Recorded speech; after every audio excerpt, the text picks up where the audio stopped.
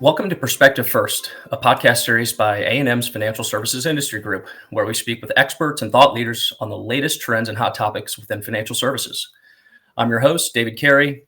Today, we're diving into a topic that's generating a lot of buzz in the insurance world, what it really takes to build a Managing General Underwriter, or MGU, from the ground up. Whether you're an entrepreneur, investor, or industry insider, this episode will give you a front row seat to the strategy and structure of launching an MGU in today's market. Joining me today is Dan Grayzel, Head of Corporate Development and Strategy and one of the founders of Ascendex Underwriters, a newly launched independent MGU backed by Altamont Capital. Ascendex is focused on commercial specialty offerings and solutions for small to medium-sized enterprises, building scalable programs that strategically expand into broader opportunistic verticals. Dan's background and positions have been primarily serving the specialty and P&C space and has deep expertise in growth strategy, M&A, product development, and programs across a range of segments. Dan, thanks for joining. Welcome to the podcast. Great to be here, David. Thanks for having me. So Dan, in our previous episode, we spoke a little bit about the basics of managing general agents and MGUs, talked about what they are, how they support carriers, and some of the key market trends that we've seen. So, as someone who's recently launched an MGU, what are the critical factors to consider when designing, building, and launching an MGU? Yeah, so starting from scratch is a double-edged sword, right? There's no legacy data, technology, or operational issues. While it's nice to not have any of these, problems to solve for that we see across the industry, really the ultimate challenge is the blank slate, right? No programs, operations, revenue, etc., right? Literally nothing. So building a ground-up MGU platform is a huge lift with a lot to consider. You talked about three important pieces, right? Designing, building, launching. Sometimes used interchangeably, but really very different, and each one extremely critical in its own right. However, if you dedicate the necessary time and resources upfront, architecting the detailed strategy and business requirements, this enables your ability to not only to get to build and launch effectively, but also pivot when necessary. Because no matter how you design this up front, there's always going to be changes. You need to be flexible and take action immediately. And this is everything from underwriting team recruitment, programs development and onboarding, targeting products and segmentation, M&A pipeline, tech stack, market positioning, partnership model, everything, right? And as part of this, you need to decide where are the lines in the sand, where are you going to stand firm in terms of the strategy you design, where can we be flexible, pivot essentially, and where do we need to spend more time designing and iterating. And at the end of the day, startups are a huge risk, but if you can successfully design this strategy blueprint, you can then build and attach tangible items like detailed business plans, requirements, financial models, prospective timelines and budgets, things along those lines that ultimately create a roadmap for you to stick to. So now we just mentioned a lot of these critical factors quickly. So let's talk about a few of them, maybe more in the vein of those lines in the sand, and kind of talk about how we built Ascendex with our vision from the ground up. I think the first one is going to be program strategy, right? And this is absolutely critical, right? And when you're launching an MGU, right, one of the first questions you'll always get, what programs are you doing? What's your underwriting strategy, right? And it's a very broad question, especially for someone for an MGU that has no programs currently, is in startup phase. So I don't like to say that I'm product agnostic, but it's more about the underwriter, their segmentation, their business plan, where the market's moving, and how that fits into the strategy you want to build for your programs overall. So, I think we can talk about this greater detail in a bit, but these new programs need to fit our strategy. So what I was alluding to, for example, is how we want to build and expand our offering verticals, being flexible in terms of the products and offerings you have within those verticals. Margin and operating leverage targets, right? How we look at target EBITDA, our expense base, the underwriters that we bring on board, and then obviously the technology and scale requirements. Look, out the gate, there's some that we won't do just because of the general challenges associated with being a startup MGU, right? For example, property cat, where it may require higher limits. It's a very challenged segment. So to have no historical data there, it would be very challenging to launch a program within that line of business. And that's not to say that we don't like it, but there are just matter of facts where it just makes it very challenging as a startup MGU.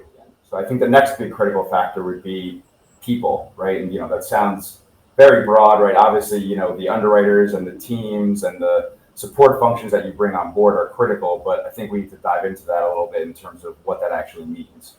Obviously deep experience and track record are critical, but most importantly, does this person have the willingness and ability to do something from scratch, right? Kind of like the quote unquote cliche, roll up their sleeves, right? There are going to be people that, especially on the underwriting side, where maybe they've spent their entire career at a larger company, insurance company, or a larger carrier, and they're outstanding underwriters, but they're used to that infrastructure of having a deep support and functions around actuarial, forms, products, underwriting operations, right? Where they're going to come over here and that's going to be their sole responsibility up front. So are they able to do that?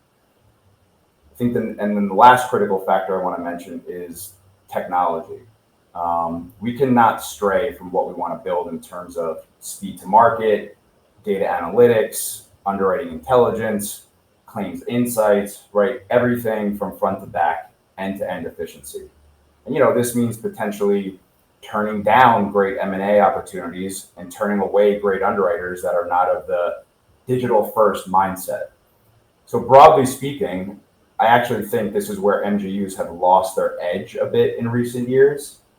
The M&A frenzy and subsequent decentralization and complex integrations have hindered operating leverage and evolving their tech enablement. And MGUs need to be at the forefront of this tech because this is how you provide the most value on the front end to your distribution partners and on the back end to your markets. So great insights there, Dan. And, I think you talked a lot about the design considerations, which are certainly, where you start. Let's move into launch. I understand that Ascendex is looking at a launch, at some point this calendar year, hopefully, late Q2, early Q3. So talk to us a little bit about what goes into launching new or de novo programs and the respective processes requirements in approach. Yeah, definitely. So there's a lot of challenges that come with that, right? Because as we just mentioned, launching an MGU platform, there's challenges with starting from scratch. Same on the program side, right? When you're launching programs from scratch, there's no historical data. Depending on how segmented they may be, there may not be any market data. So then how do you get comfortable with the underwriter's track record? And then there's the other side when they're on board around configuring it within your technology platform, helping them with all the unique intricacies around underwriting guidelines, product forms, building the rater. So everything that we just talked about at the MGU level, right, from a platform perspective, doesn't exist. And that also holds true on the program level. And the way I look at it when we're recruiting underwriters or underwriting teams and bringing them on board, I always say there's 3 proverbial checkboxes that we need to look at, right? 1, does this fit within Ascendex's strategy, right? Those 3 pillars we just talked about. Program strategy, people, and technology, and something that we want to do and see as sustainable and provides long-term value to the market. And the second one would be presenting this as a business case to Altamont, right? Because we want them to get behind every program that we're doing and back it, right? And have the belief in the program and underwriting team that we have. And then the third one, which is going to be the toughest, is can we get capacity from the markets, right? Like I said, when you're trying to get capacity and risk capital from the markets for this program, it's extremely challenging to do it when you don't have any historical or even sometimes market data to back it, right? So then I think to dive into this to the next level of detail, I think in terms of launching a new program, there's kind of 3 tranches of a timeline that we look at, right? So the first one would be the business planning process, program development and requirements, and then capacity. So in terms of the business planning process, right, I almost look at it in terms of doing mini M&A deals, right? Doing your diligence, right? And it's unique because how do you do your diligence on something that doesn't exist yet, right? It's essentially just an idea in the ether, or this idea that this underwriter has brought to you that's on a piece of paper. So it kind of goes back to building those templates and artifacts that we talked about that you need to get comfortable with the strategy that you're building. So you need to build a ground-up financial model using production assumptions around submissions, hit ratio, renewal rate, rate within the product, how you look at declinations, everything, right? And that gives you your top line basis for your premium, so you can get comfortable around what those metrics should look like. And then you can build that top down from all of your revenue items, your net revenue items, everything from acquisition costs, policy fees, and then down to your expense base. So there's a heavy financial planning that goes into that, and then also the business planning side around strategy, operations, tech requirements, everything soup to nuts, right? So it's almost like you're building this sim, to kind of allude to my M&A analogy, that we're going to have to present to Altamont. It can be the basis for the marketing submission when we go out to market for capacity. So building that end to end is huge. The second one that I mentioned was program development and requirements. So this would be the next phase, essentially, when the underwriter comes on board, and this goes into building your underwriting guidelines, your forms library, building the rater, if there's any filings that are required, what's the claim strategy, is it going to be done with the markets, is it going to be done with the TPA, and then all of your business requirements on the operational and technology side. So that's a huge lift, right? And then in tandem with that is going out and getting capacity. So that's working with your reinsurance broker, right? Developing this program from the business side, presenting it to the market, working through where there's interest. Is this going to be with a carrier that's going to take it net? Is this going to be done with a fronting company and you need to get reinsurance on the back end, right? So it's kind of critical once you're in that capacity phase that you also not only have the right partners from a carrier and reinsurance perspective, but also a reinsurance broker that is going to help you structure and place this program. So Dan, great insights. Talk about design, launch. I want to move to partnerships, because I know that's a critical piece. As you exit, build, and try to switch into steady state operations, partnerships are huge. So talk to us a little bit about the role of partnerships and collaborations in the MGU space. What does the ideal partnership ecosystem look like? Yeah, I mean, I think it's tough to say what the ideal partnership ecosystem looks like, right? Because every MGU is so different, but we all rely on similar types of partnerships, service providers, and players out in the market. So it's going to be different and probably more robust since we're in a startup phase, right? And so as an MGU startup and looking to run as lean as possible, especially out the gate, that translates to a very robust partnership model at all access and support points. Selecting our partners is a thorough process and critical to our success.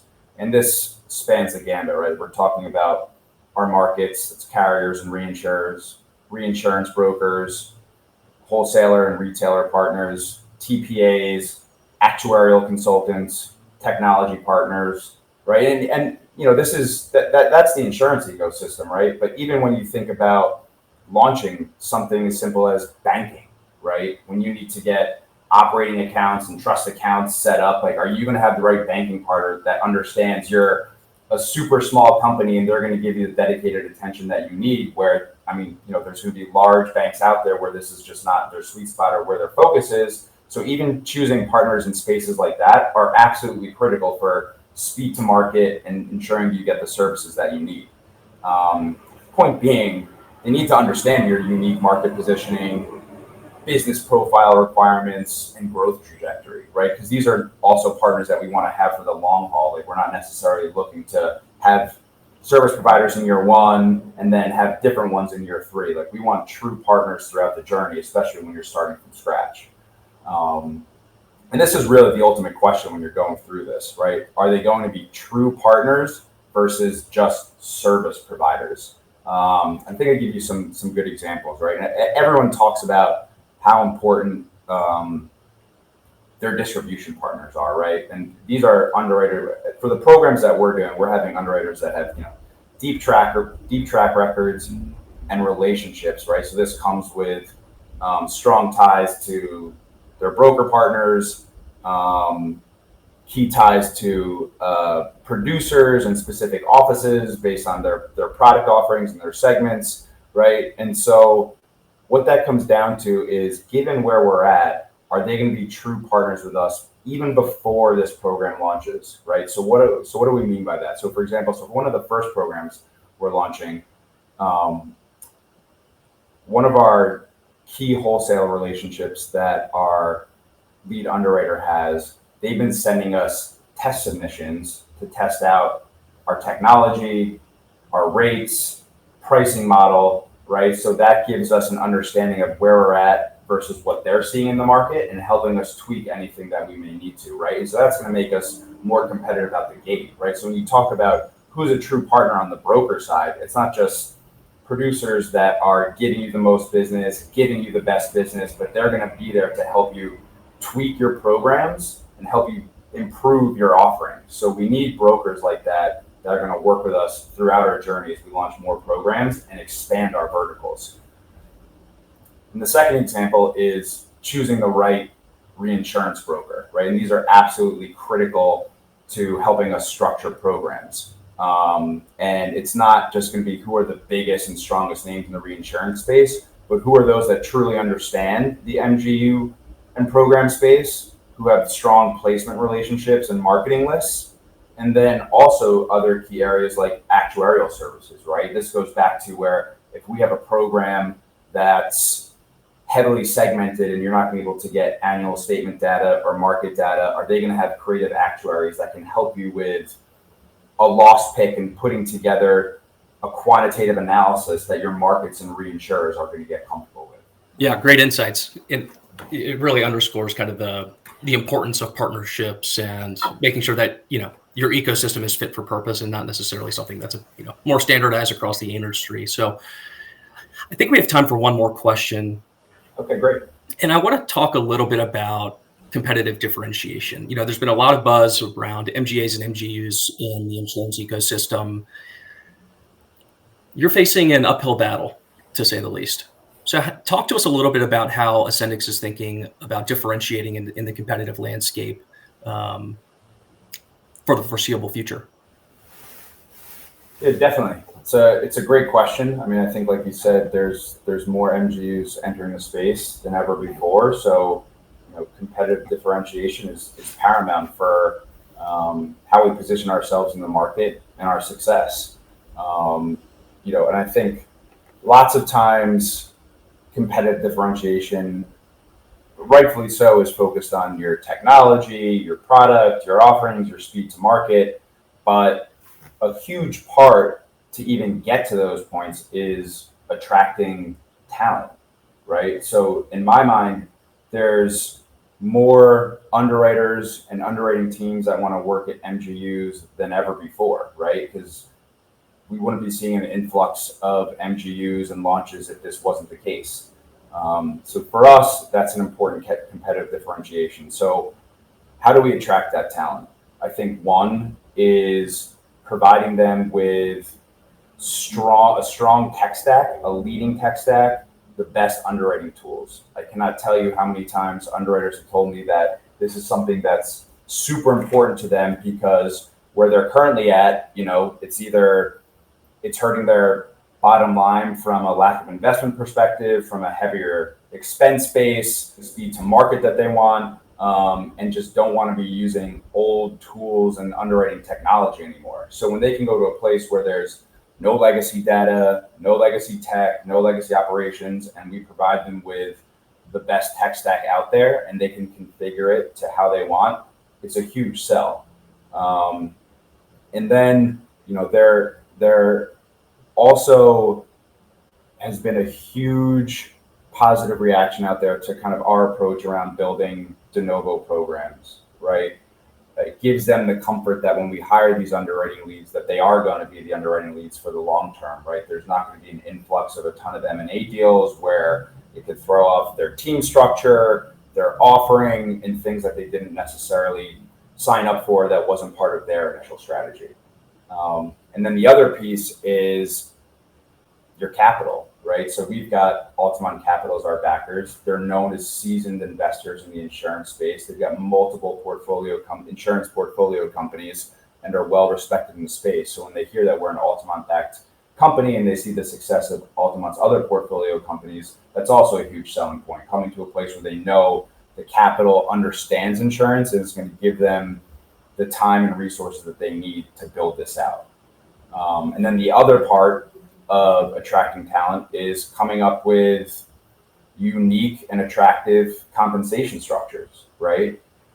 A lot of the legacy players, they do the standard salary plus bonus, and there's nothing wrong with that. And some of them are even altering their compensation structures, but a lot of the underwriters want to come to a place where they're maybe a more tailored or differentiated offering in terms of how you look at equity and profit sharing and unique mechanisms that really incentivize not just the business that they're writing, but how they're also performing for their carriers and reinsurance partners. So those are some critical areas with attracting talent that I think, we've been thinking about critically, and I think a lot of MGUs have as well. And I think it's also kind of shows in the market why there's been not an influx of MGUs, but talent migrating to this area.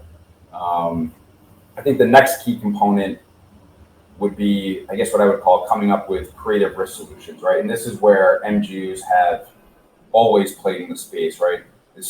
We're known as being nimble, helping solve complex issues and developing and penetrating new markets. So it requires creative underwriters and partners willing to take a chance on something new, whether that's a product, segmentation, or structure. So I think continuing to kind of be on the forefront of that is absolutely critical for competitive differentiation as well, especially when you're talking about market positioning.